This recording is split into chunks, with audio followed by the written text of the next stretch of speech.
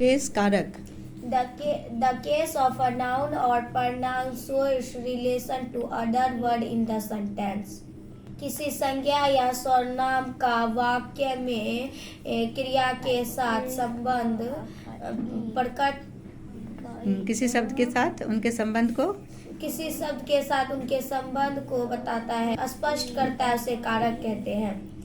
There are three types of three case in English grammar: nominative case, objective case, possessive case.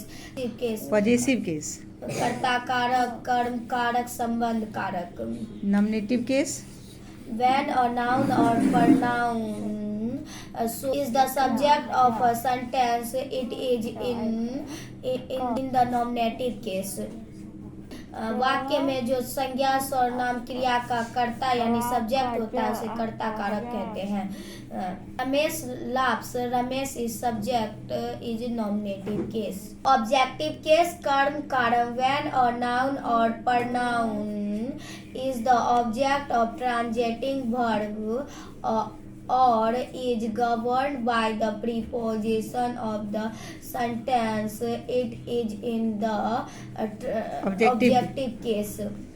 वाक्य में जो noun, pronoun, transitive verb या preposition हो, preposition के बाद आता है उसे कर्म कारक कहते हैं. Ramesh knows Mohan. knows is transitive verb.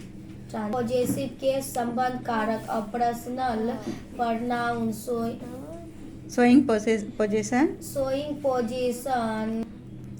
Possession in it is of something. In the possessive case, it is the possessive case.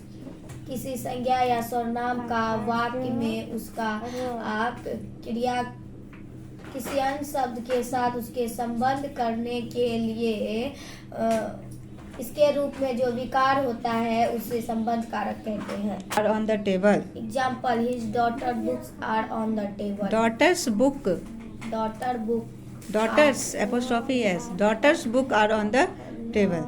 Case example: This is the door of the house. This is the branch of the tree. This is Priyam's book.